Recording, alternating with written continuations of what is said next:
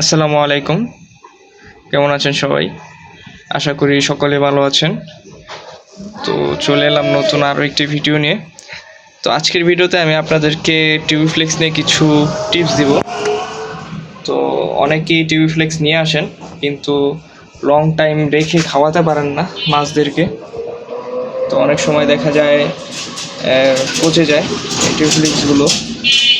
তো আমি কিভাবে টিউবিফ্লেক্সগুলো রাখি, তো সেই বিষয়ে আপনাদেরকে আমি বলবো আজকে। তো আমার টিউবফ্লেক্সগুলো রাখার প্রসেসিংটা আর ট্যাঙ্ক সেটআপটা আপনাদেরকে দেখাবো। তো তার আগে আমি আমার এখানে কিছু সেটআপ আপনাদেরকে দেখাই, যেগুলো এর আগের ভিডিওতেও দেখিয়েছি, কিন্তু এখন আবারও দেখাইতেছি। এখানে আপডেটটা দেখাইতেছি আর কি, এখানে মাছগুলো কি অবস্থায় আছে আর কি। তো আমি এই ট্যাঙ্কটার মধ্যে মূলত শিম রাখছিলাম, এর আগের ভিডিওগুলোতে দেখেছেন। তো শিমগুলো এখনও আছে, আর কিছু গাপ্পি আছে, গাপ্পিও বাচ্চা দিতেছে এখানে ছোট ছোট। তো এখানে রেড শিম রাখছিলাম। তো শিমগুলো আলহামদুলিল্লাহ বড় হচ্ছে, তো ওরাও ব্রিড করতেছে। তো পানিটাতে একটু ধুলা ধুলা দেখা যাচ্ছে। তো ধুলা হওয়ার কারণ হচ্ছে যে আমার এখান দিয়ে হচ্ছে মেন রোড, এখান দিয়ে গাড়ি যায়। তো এখানের ধুলোবালিগুলো এখান দিয়ে ঢুকে এটার মধ্যে পড়ে আর কি। তো এখানে দেখেন পার্পেল ড্রাগন গাপ্পিও আছে, এখানে ছোট ছোট কান আসতেছে। এর পাশাপাশি এখানে শ্রিম্পও আছে। আর নিচে একদম দেখেন এলগি দিয়ে ভরে গেছে। তো এলগিগুলো আমি সরাইতেছি না, কারণ হচ্ছে এটা মূলত আমার শ্রিম্পের ট্যাঙ্ক। তো পানিটা অনেক ঠান্ডা। তো এখানে কিছু প্লান্টস আমি রেখে দিছি, এখানে একুয়াটিক প্লান্টসও আছে, আরও কিছু ছিল সেগুলো মারা গেছে। তো এখন এই যে এগুলো আছে আর কি।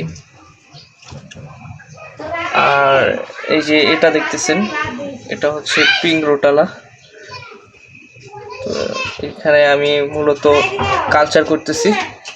তো এখন যেহেতু শীতকাল, এগুলো যেগুলো আমি পানির মধ্যে লাগাইছিলাম সেগুলো নষ্ট হয়ে যাইতেছে।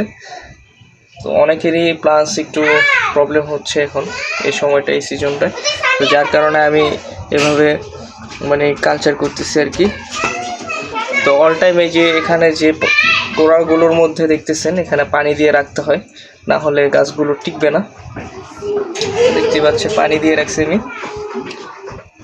তো এই হচ্ছে আমার এই যে ছোট্ট একটা পুকুরের আপডেট। আর এখানে আমি যেই ট্যাঙ্কগুলো আমি রেখে দিয়েছিলাম সেগুলোর মধ্যে থেকে এখানে আমার দেখেন পোলার প্যারটের কিছু বেবি আছে। তো ঠান্ডার কারণে কিছু বেবি মারা গেছে।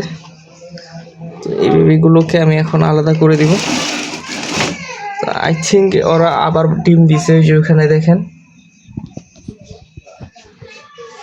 হাড়ির মধ্যে বসে আছে। তো মনে হচ্ছে ওরা আবার ডিম দিছে।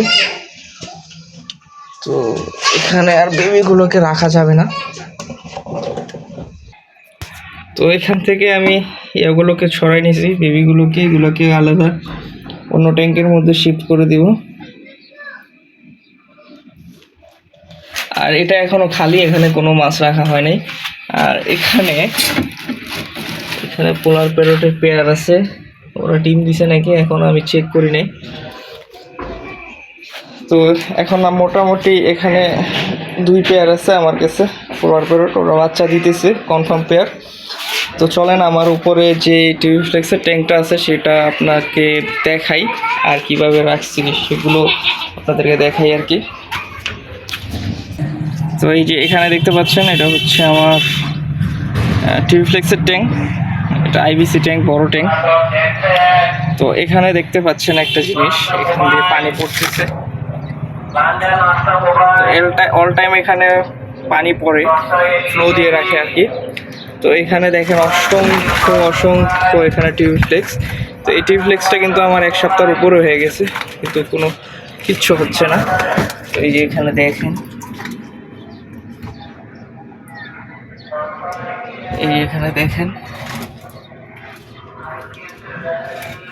আশা করি দেখা যাচ্ছে।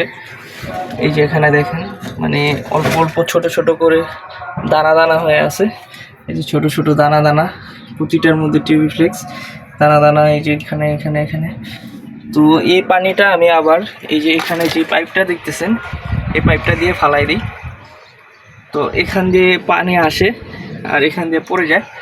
আর এটা আমি এভাবে রেখে দিছি। আর এখানে কোনো পানি মানে প্রবলেম হচ্ছে না, মানে নষ্ট হচ্ছে না আর কি। কারণ হচ্ছে এখান দিয়ে যখন আমি মোটর সারি তখন ওভারফ্লো হয়ে এখানে নিচে যে এখানে পড়ে থাকে, দেখতে পাচ্ছেন এখানে পড়ে আর কি পানিগুলো ওভারফ্লো হয়ে। তো পানিটা ওয়েস্ট হয় না। তারপরে এটা আমি একদিন পর পরে যে এই পাইপ দিয়ে আমি মানে অটোমেটিক ফালাই দিই। আর এখানে যে ফ্লোটা দেখতেছেন এটা এই ট্যাঙ্কি থেকে আসতেছে, ট্যাঙ্কি থেকে পড়তেছে আর কি। তো এটা মূলত ওদেরকে অক্সিজেন দিচ্ছে আর কি। তো এখানে দেখেন ভিতরে অসংখ্য এখানে হয়ে আছে, এই যে এখানে দেখেন পুরো লাল হয়ে আছে। তো আপনারা চেষ্টা করবেন একটু বড় জায়গার মধ্যে টিউব ফ্লেক্সগুলো রাখার জন্য। আর ছোট জায়গার মধ্যে যদি রাখেন তাহলে এরকম ফ্লু দেওয়ার জন্য আমার মতো এভাবে ফ্লু দিয়ে দিবেন, যেন ওরা একটু অক্সিজেন পায়। তো এখানে আমি ফ্লুটা একটু ভালো করে দিই। আপনারা চাইলে বাড়ায় দিতে পারবেন, আমি এটা চাইলে একটুখানি বের করে বাড়ায় দিতে পারবো। এখন বাড়াবো না, এভাবেই করুক। তো এখানে দেখেন আমার টিউব ফ্লেক্সগুলো কী পরিমাণে লাল হয়ে আছে। এই যে দেখেন কি পরিমাণে লাল। তো এগুলোকে মূলত এখানে আমি রেখে রেখে খাওয়াচ্ছি আমার মাছগুলোকে। এর পাশাপাশি আমি বেশি পরিমাণে নিয়ে আসি, কিছু সেলও করি। আপনাদের যদি ঢাকার মধ্যে কারো প্রয়োজন হয় আমার লোকেশনে এসে নিতে পারেন, প্রতি সপ্তাহে অ্যাভেলেবেল হয়। তো আমি প্রতি সপ্তাহে আপডেট দিয়ে দিই আমার ফেসবুক আইডির মধ্যে। এই দেখেন, তো মনে হবে না এটা অনেক দিন আগে নিয়ে আসছিলাম, এখনও মাশাআল্লাহ টিকে আছে পোকাগুলো। এখানে দেখেন একটা পোকাও নষ্ট হয় নাই। আর পুরো পানিটা পরিষ্কার, এই যে দেখেন পুরো পানিটা পরিষ্কার। তো পানিটা আমি আরও কিছু কমাই দিব এই ইয়া দিয়ে, পাইপটা দিয়ে। তো আপনারা এভাবে প্রসেসিং করে রাখতে পারেন, তো অনেক দিন পোকা টিকিয়ে রাখতে পারবেন আপনারা। তো আমি এখানে কিন্তু 2 কেজি 3 কেজি 4 কেজি এমন করে আমি এনে রাখি। তো আস্তে আস্তে আমি এখান থেকে নিজেও খাওয়াই, ইভেন আমি সেলও করি।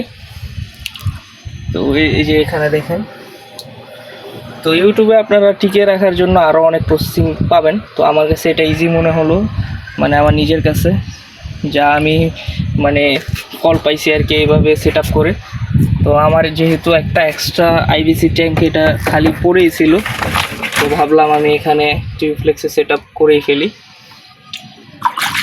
তো এই ফ্লোটা আপনি যত ভালো দিবেন, প্রেশার যত ভালো ফ্লো হবে, এখানে যে পোকাগুলো আছে সেগুলো খুব ভালো পরিমাণে টিকবে।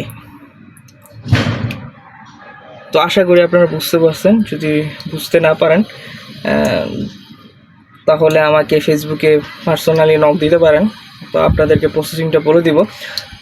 আর এখানে দেখতে পাচ্ছেন কিছু আমি এলগি দিয়ে দিছি ওদের খাওয়ার জন্য। এই যে এগুলো কিন্তু এলগি, দেখেন এলগির মধ্যে ঢুকে আছে। তো আপনারা চেষ্টা করবেন অন্য অন্য ট্যাঙ্কের থেকে এই এলগিগুলো দিয়ে দেওয়ার জন্য, ওরা এই এলগিগুলো খায়। তো এখানে দেখেন, তো আপনারা এইভাবে রাখতে পারেন। আমি এখান থেকে নিয়ে নিয়ে আমার মাছদেরকে খাওয়াই, কোনো প্রবলেম হয় না। তো আজকের ভিডিওটা এই পর্যন্তই। সকলে ভালো থাকবেন, সুস্থ থাকবেন। আসসালামু আলাইকুম রহমতুল্লাহ।